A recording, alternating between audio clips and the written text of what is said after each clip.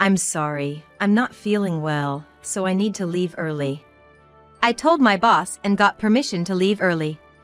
In truth, while I was feeling a bit under the weather, the real reason I needed to leave early was something else entirely. As I entered my house, I heard some noises coming from the back room. Trying not to make any noise, I walked towards the back room and stopped in front of the door. Then, I heard indecent voices of a man and a woman coming from inside. Quietly, I opened the door and peeked inside. There were Mike and Emily, looking lovingly at each other. I really messed up marrying such an unattractive woman. Young and pretty is definitely better. I'm so happy. Let me make you feel even better. I involuntarily closed my eyes. Even though our marriage was on the rocks, I still wanted to believe. But now, faced with this reality, I can't run away. There's only one thing left to do. To bring down the two who have caused me so much pain. My name is Ashley Johnson. I'm a 30-year-old housewife working part-time at a major company. My husband is Mike, 2 years my senior, working in local real estate. Our meeting was 2 years ago at a party hosted by a friend. It was a gathering of about 10 people, evenly split between men and women. There was one man who seemed to be orchestrating everything around. That was Mike. He was brimming with confidence, always smiling, and made sure the conversation never died, entertaining everyone. I guess people like him are really good at their job. The first day I met him, that moment, I was drawn to Mike. But what about Mike himself? All the girls there were younger, cuter, and more fashionable than me. There's no way he would be interested in someone as plain and quiet as me. Watching everyone getting along, I thought I shouldn't have come. That's when it happened. Let's drink together. Mike came over to me. I was so happy, I couldn't help but smile.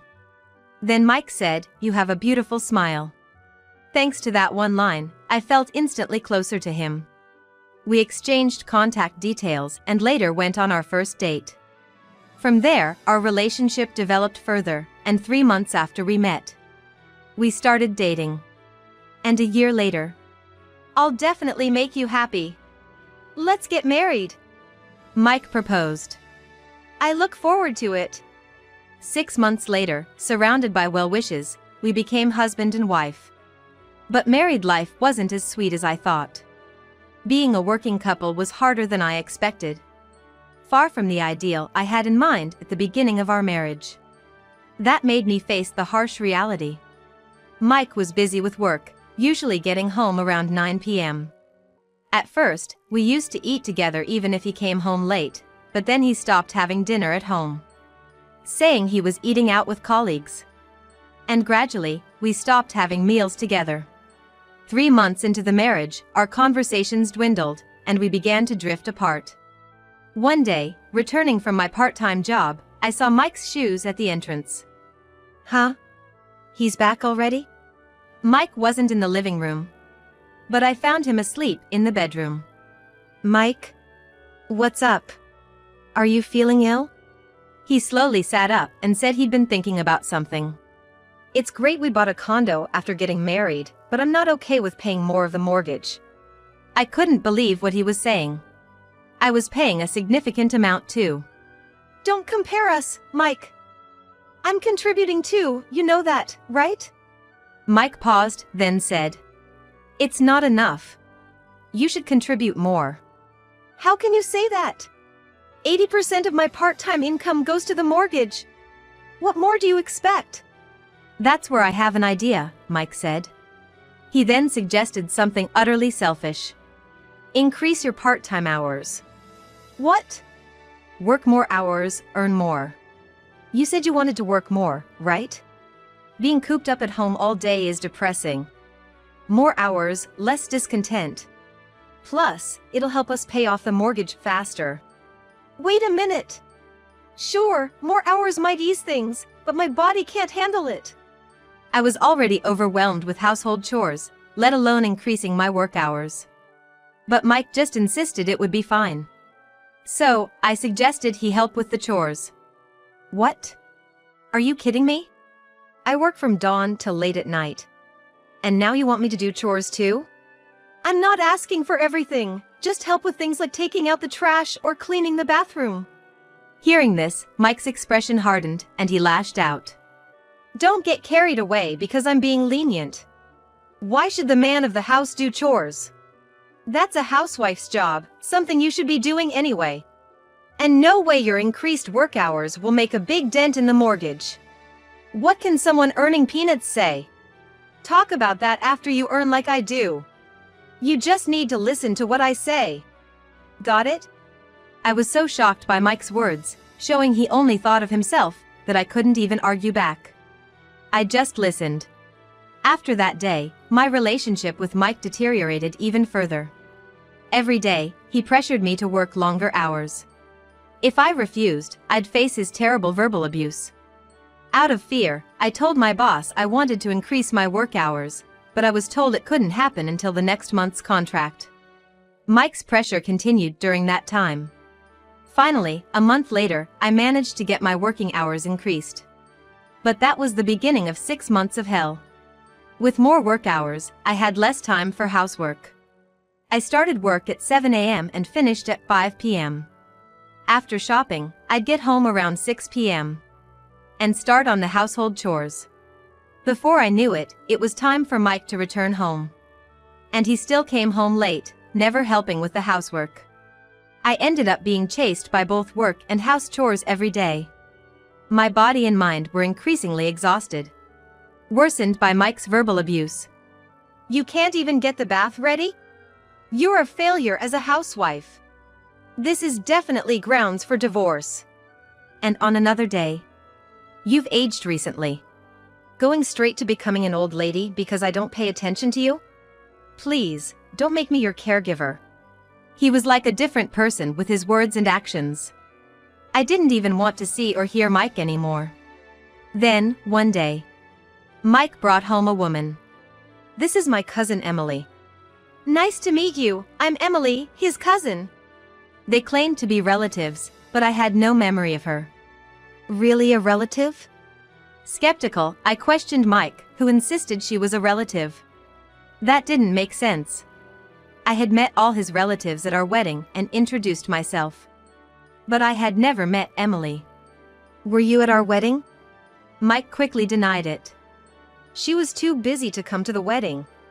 And since Emily is a distant relative, it's not strange that you don't know her. I couldn't believe him. As I looked doubtful, Mike told me to get Emily a drink. Sighing, I went to the kitchen to make coffee, and Emily followed me. Ashley, are you a full-time housewife? No, why? You look a bit aged. But now I understand why. Balancing a job and housework, you have no time to pamper yourself. I was irritated by Emily's words, but restrained myself. Then Mike joined us, agreeing with Emily. Emily's got a point. You've been neglecting your makeup because you're busy. It's like you've given up on being a woman. And you can't even do housework properly. Remember when you didn't even get the bath ready when I was tired? Terrible, right? Wow, that's really bad. I'm definitely better than a woman who can't even do housework. They laughed and pointed at me. After that, they kept making snide remarks at me for 3 hours until Emily finally left. A week later, I came home from work and saw Mike's shoes and unfamiliar women's shoes at the entrance. What's this? Feeling uneasy, I went to the living room. There I found Mike and Emily drinking wine. What are you doing? You're back? I got home a while ago. Oops, sorry for intruding. They both seemed already tipsy, their actions suspicious. 3 cans of beer and wine? That's a bit much. When I tried to take the half-finished wine, I faintly smelled body wash from Emily. And strangely, the same scent from Mike. I recognized that scent. It was the scent of the body wash I use. Why would they both smell the same? Then I noticed something different about Mike. You're wearing different clothes. I realized the odd feeling I had earlier. Mike was wearing clothes he usually saved for dates. That meant something. At that moment, my suspicions turned into certainty. That night, Emily stayed until 2 a.m. I was at their beck and call the whole time, cooking, running out to buy more drinks, and not even getting a chance to bathe. Hey, wake up. You'll catch a cold. Let's go to bed. I got the drunken Mike up and took him to bed. 3 weeks passed, and Emily was nowhere to be seen, but one thing had changed. My body wash was running out much faster. This intensified my doubts and left me restless. I had been thinking about something all this time. And then the day came. I'm sorry. I feel unwell and need to leave early. I told my boss and got permission to leave early. I wasn't feeling great, but more importantly, I had to leave early today. When I opened the front door and entered, I heard noises from the back room. I quietly approached and stopped in front of the door. Inside, I heard indistinct voices of a man and a woman. I softly opened the door and peeked inside. There were Mike and Emily, looking affectionately at each other. Marrying that ugly woman was a huge mistake. Young and cute is definitely better. I'm so glad. Let me make you feel even better. I had to close my eyes. Even though our marriage was falling apart, I still had a sliver of hope.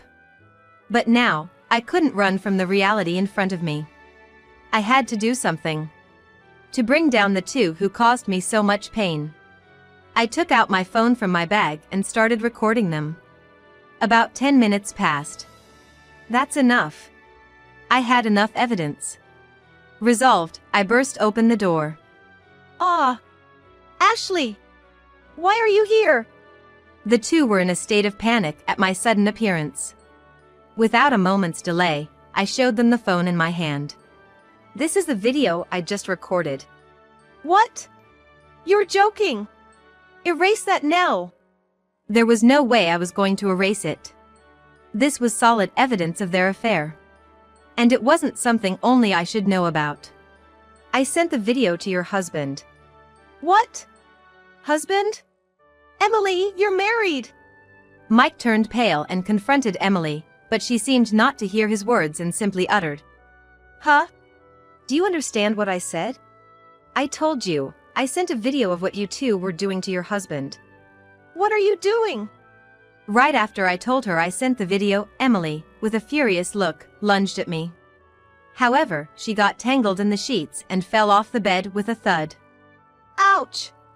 Worried about Emily, Mike asked if she was okay and reached out to help her. What are you doing? Why are you trying to help her? What do you want, Ashley? What's fun about doing such a terrible thing? What did we ever do to you? I was speechless with disbelief. They had no idea what they had done. They were no longer human to me, just animals driven by desire. It's tiring even to put it into words. There's perfect evidence, and you still won't admit to the affair. That's the end of you as a person. I showed them the video I had recorded earlier. Mike shouted, "Stop it. Erase it now. If you want to stop it, try to do it by force. You're a man, aren't you?" Provoked, Mike, face red with anger, tried to snatch my phone but, like Emily, got tangled in the sheets and fell off the bed. Damn! What are you two doing? Do your actions become similar when you keep being intimate with each other? I said, looking down at the two of them sprawled on the floor. Mike glared at me fiercely, and Emily looked defeated. Looking at me like that doesn't scare me. But are you okay with this? Fighting with me here?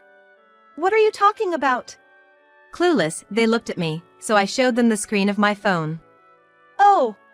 The moment Emily saw the phone, she froze, mouth agape. I'm connected right now. If you have something to say, please go ahead. If you have the courage to talk to him, that is. Emily was stunned, and Mike didn't seem to understand what was happening. Mike, you don't understand, do you? Who I'm connected with right now. This person is Emily's husband. Emily had hidden her marriage from Mike and had an affair with him. Mike naively believed her. And ended up in this situation.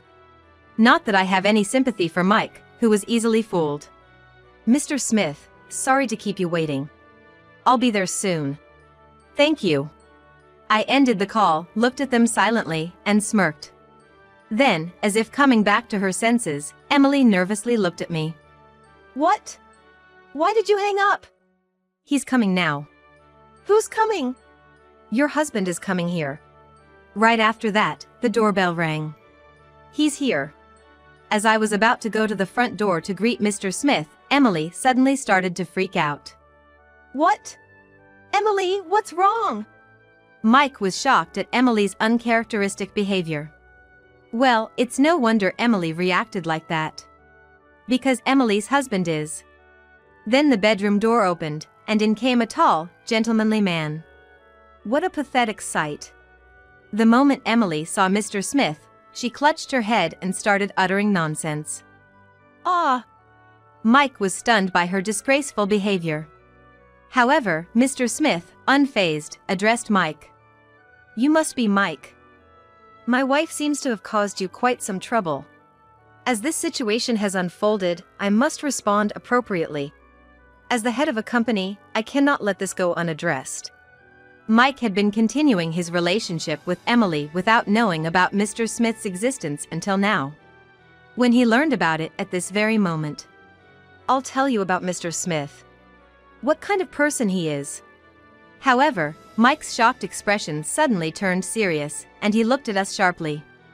You talk about being a top executive and appropriate responses, but the real fault lies with you for neglecting Emily. You're making it sound like it's my fault. Besides, you're just some lowlife husband lecturing me. What kind of top executive are you? Probably just a third-rate company president. Talk to me when you earn more than I do. Jerk. How can he criticize others so selfishly after having an affair? I'm ashamed that I chose such a man as my husband for life. What? Can't say anything because I hit the nail on the head? That's why you get dumped by your cute wife and she runs off with another man. Pathetic. I can't even sympathize with you as a fellow man. I could only sigh in response. And I apologized to Mr. Smith for making him deal with such a man. Mr. Smith, with a kind smile, said, "It's okay." His kindness highlighted the stark difference between him and Mike. If you really want to know about Mr. Smith, I'll tell you. But it will shatter your pride. Huh? No way that's true. Mike continued with his arrogant attitude. You're really foolish. This man is the president of the company I work for. At that moment, Mike's face turned ashen. Huh? No, that can't be true. Because the company you work at is. You get it now, right? The president of the company I work for, that means something. I work at a local food manufacturer, Smith Iron Foods. It's a major company with well over 500 employees. And Mike's company happens to be a subcontractor for it. No way!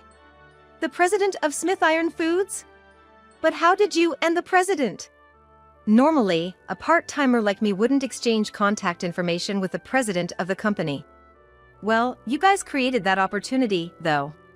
It's unheard of for a mere part-time employee to be in contact with the company's president. But due to a minor incident, I came to know Mr. Smith's contact details. This started 3 weeks ago, when I suspected Mike and Emily of having an affair. They were acting like lovers, touching intimately, even hugging. To anyone, it would seem like they were in a relationship. And during a brief moment when I was away, I found evidence in the trash that they had been intimate. Since then, my mind has been filled with thoughts of Mike's betrayal.